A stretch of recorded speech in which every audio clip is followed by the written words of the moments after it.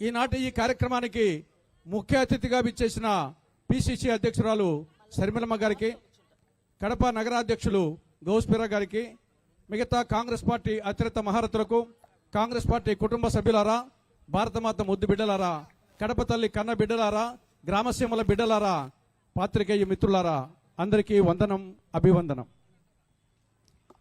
మహాత్మా గాంధీ జాతీయ గ్రామీణ ఉపాధి హామీ పథకం ఇది ఒక చరిత్రాత్మకమైన, ఒక విప్లవాత్మకమైనటువంటి పథకం. ప్రపంచంలోనే అతిపెద్ద ఉపాధి హామీ పథకం ఇది. ఈ పథకం కాంగ్రెస్ పార్టీ మానసపుత్రిక.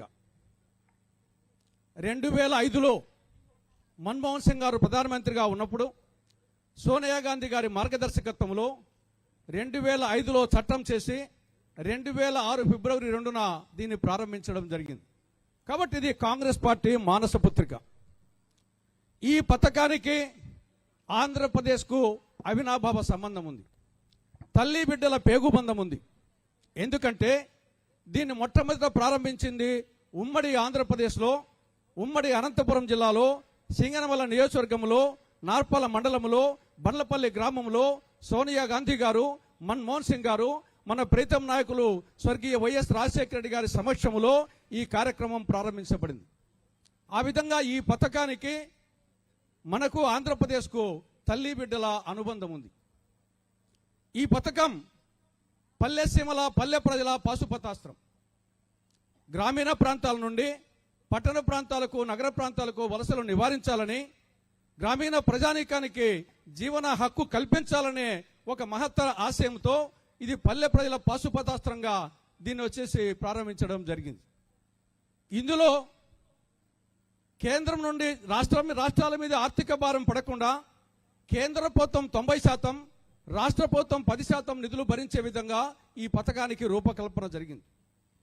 అంతేకాకుండా కేవలం ఉపాధే కాదు, అభివృద్ధి కార్యక్రమాలు కూడా జరగాలనే ఉద్దేశంతో 60% వేస్ట్ కాంపోనెంట్, 40% మెటీరియల్ కాంపోనెంట్ గా రూపకల్పన జరిగింది.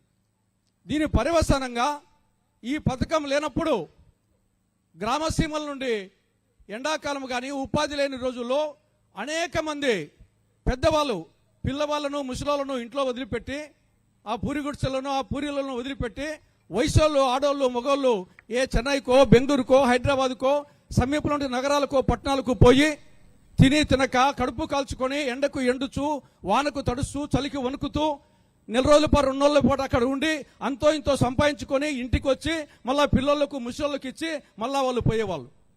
అంటే తల్లి ఒక చోట, బిడ్డ ఒక చోట, చెట్టుకు ఒక చోట, గుట్టకు ఒక చోట, ఈ విధంగా ఉపాధి కోసం ఆ రోజు కుటుంబాలు చిన్నాభిన్నమయ్యే పరిస్థితి ఉండేది. ఈ పథకం అమల్లోకి వచ్చినాక ఆ పరిస్థితి పూర్తిగా మారిపోయింది. దీనికి తోడు అనేక అభివృద్ధి కార్యక్రమాలు కూడా జరిగినాయి మెటీరియల్ కాంపోనెంట్ కింద. జగన్మోహన్ రెడ్డి పాలనలో ఈ రైతు భరోసా కేంద్రాలు కానీ, గ్రామ సచివాలయ భవనాలు కానీ ఇవన్నీ రాష్ట్ర ప్రభుత్వ నిధులు కాదు.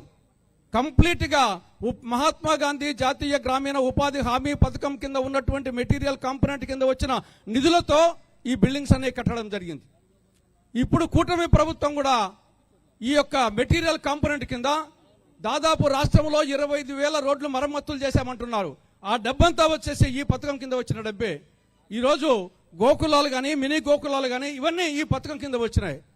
కాబట్టి ఇటువంటి మహత్తర పథకానికి మహాత్మా గాంధీ పేరు పెట్టడం జరిగింది.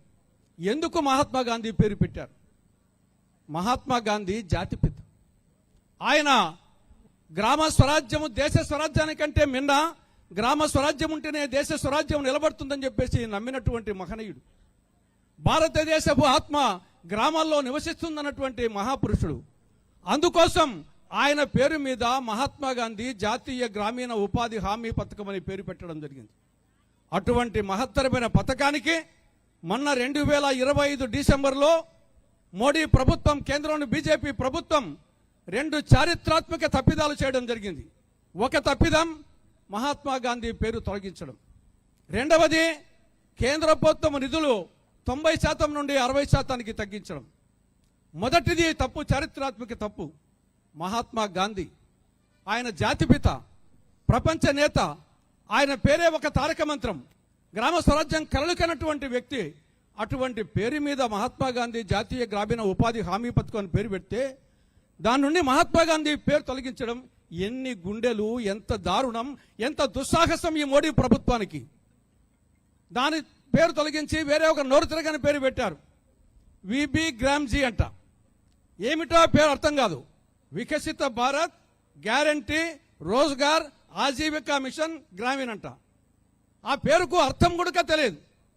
రాముని తోక పిబరండిట్లడి అన్నట్లు ఆ పేరు అర్థం కాని పేరు పెట్టి మహాత్మా గాంధీ పేరు తొలగించడం జరిగింది. ఆ విధంగా ఒక చారిత్రక తప్పిదం చేయడం జరిగింది. రెండవది, కేంద్ర ప్రభుత్వం వాటా 90% నుండి 60% తగ్గించింది. రాష్ట్ర ప్రభుత్వం వాటా 10 నుండి 40% పెంచింది. దీని పర్యవసానంగా రాబో రోజుల్లో రాష్ట్ర ప్రభుత్వం 40% నిధులు విడుదల చేయదు. వీళ్ళు చేయరు కాబట్టి కేంద్ర ప్రభుత్వం 60% నిధులు వాళ్ళు ఇవ్వరు. ఆఖరికి ఈ యొక్క పథకం కాలగర్భంలో కలిసిపోతుంది. జరగబోయేది ఇదే. తరువాత పరిణామాలు మళ్ళీ ఒకప్పుడు గ్రామీణ ప్రాంతాల్లో పరిస్థితి ఏ విధంగా ఉందో మళ్ళా చెన్నైకో, బెంగళూరుకో, మద్రాసుకో తల్లి బిడ్డలు తల్లులు ఒక చోట, బిడ్డలకు ఒక చోట, ఆ విధంగా చెట్టుకోరు పుట్టకోరు పోయే పరిస్థితి దాపురించింది. అందుకోసం ఈనాడు కాంగ్రెస్ పార్టీ అగ్రనాయకత్వం ఈ యొక్క పథకాన్ని ఎట్టి పరిస్థితిలో పునరుద్ధరించాలి. ఈ ప్రభుత్వం ద్వారా పునరుద్ధరించాలి. లేకుంటే ఈ పథకంతోనే ఈ ప్రభుత్వాన్ని పడగొట్టి ఈ పేరు మార్చిన పథకంతోనే మళ్ళీ కాంగ్రెస్ అధికారంలోకి వచ్చి ఈ పథకాన్ని పునరుద్ధరించాలనే ఉద్దేశంతో ఈనాడు మరి ఖర్గే గారు, సోనియా గాంధీ గారు, రాహుల్ గాంధీ గారి నాయకత్వంలో ఈ ప్రోగ్రాం ఇవ్వడం జరిగింది. ఈ పథకానికి ఇది రాష్ట్ర ప్రభుత్వం వాళ్ళ పెనుభారం పడుతుంది. కానీ ఈ కూటమి ప్రభుత్వం ఏం చేసింది? చంద్రబాబు ప్రభుత్వం, కూటమి ప్రభుత్వం, తెలుగుదేశం పార్టీ, జనసేన, పరోక్షంగా వైకాపా పార్టీ ఈ యొక్క విబిజీ గ్రామ్జీ చట్టానికి మద్దతు ఇచ్చింది. ఇంతకంటే సిగ్గుచేటిన విషయం మరొకటి ఉంటుందా? రాష్ట్ర ప్రభుత్వం వాళ్ళ మీద అదనపు భారం పడతా ఉంటే దాన్ని వ్యతిరేకించాల్సినటువంటి ఆంధ్రప్రదేశ్ ప్రభుత్వం, రాష్ట్ర ప్రభుత్వం దీనికి మద్దతు ఇచ్చింది. ఇంతకంటే సిగ్గుచేటిన విషయం మరొకటి ఉండదు. అందుకే మనం మొదట అంటున్నాం, ఆంధ్రప్రదేశ్లో బీజేపీ అంటే బి అంటే బాబు, జే అంటే జగన్, పి అంటే పవన్, వీళ్ళు ముగ్గురు కూడా ఈ యొక్క బీజేపీ చేతిలో, అమిత్ షా చేతిలో, మొరార్జీ ఈ యొక్క మోడీ చేతిలో కీలు బొమ్మలు. కబాలీ సినిమాలో రజనీకాంత్ చెప్పినట్లు ఒక పాత తెలుగు సినిమాలో పాత విలన్ గెలలుంగి కట్టుకొని ఈడ ఘాటు పెట్టుకొని మీసం మెలేసి ఏ కబాలి అని పిలవగానే చేతులు కట్టుకొని ఒంగోని ఎస్ బాసన వస్తారే అటువంటి కబాలి వాళ్ళుగా ఈ యొక్క చంద్రబాబు నాయుడు, ఈ జగన్, ఈ పవన్ కళ్యాణ్ తయారైపోయినారు. కాబట్టి ఎట్టి పరిస్థితుల్లో ఈ యొక్క పోరాటం కొనసాగించాల్సిందే. ఒకవేళ ఇది జరగకపోతే రాబో విపత్కర పరిణామాలు చెప్తున్నాడు మోడీ గారికి. ఖచ్చితంగా మహాత్మా గాంధీ సాదాసీదా వ్యక్తి కాదు. ఆయన ఆయుధాలు సత్యం, అహింస, సత్యాగ్రహం ఇంద్రుని వజ్రాయుధం కంటే, అర్జునుని గాంధీవం కంటే, శ్రీకృష్ణ పరమాత్మ సుదర్శన చక్రం కంటే పవర్ఫుల్ అయిన ఆయుధాలు ఈ సత్యం, అహింస, సత్యాగ్రహం. ప్రపంచ నాయకుడు నెల్సన్ మండేలాను, మార్టిన్ లూథర్ కింగ్ను, ఐన్స్టీన్ ను ప్రభావితం చేసినటువంటి వ్యక్తి మహాత్మా గాంధీ. ఆ ఆయుధాలతో రవి అస్తమించిన బ్రిటిష్ సామ్రాజ్యాధినేతలను భారతదేశపు పొలిమేర నుండి తరిమి కొట్టినటువంటి మహనీయుడు ఆ ఆయుధాలు. ఆ ఆయుధాలతోనే వాళ్ళనే తరిమి కొట్టినప్పుడు ఈ మోడీ ప్రభుత్వాన్ని, బీజేపీ ప్రభుత్వాన్ని తరిమి కొట్టడం ఆ అస్త్రాలతో కాంగ్రెస్ పార్టీకి ఒక లెక్కలేనిది కాదు. తస్మాత్ జాగ్రత్త అని సెలవిస్తూ, మీరు చేస్తారా, మాకు అవకాశం ఇస్తారా అని మరొక్కసారి కేంద్ర ప్రభుత్వాన్ని హెచ్చరిస్తూ, చంద్రబాబు నాయుడు మీ యొక్క ప్రభుత్వానికి చిత్తశుద్ధి ఉంటే, ధైర్యం ఉంటే తెలంగాణలో కాంగ్రెస్ ప్రభుత్వము రేవంత్ రెడ్డి గారి నాయకత్వంలో ఒక అసెంబ్లీ తీర్మానం చేసి పంపించింది. ఈ యొక్క విబి గ్రామ్జీ చట్టాన్ని రద్దు చేసి పాత మహాత్మా గాంధీ జాతీయ గ్రామీణ ఉపాధి హామీ పథకాన్ని పునరుద్ధరించాలి యథావిధంగా అని చెప్పేసి అసెంబ్లీ తీర్మానం పాస్ చేసింది. మీకు ధైర్యం ఉంటే, మీకు చిత్తశుద్ధి ఉంటే, మీకు నిజాయితీ ఉంటే, రాష్ట్ర పట్ల అభివృద్ధి పట్ల ఉంటే వెంటనే అసెంబ్లీ సమావేశం జరుగుతూ ఉంది. ఇప్పుడు తీర్మానం పాస్ చేసి కేంద్ర ప్రభుత్వానికి పంపించవలసిందిగా చంద్రబాబు నాయుడు ప్రభుత్వాన్ని విజ్ఞప్తి చేస్తూ, హెచ్చరిస్తూ సెలవు తీసుకుంటున్నాను.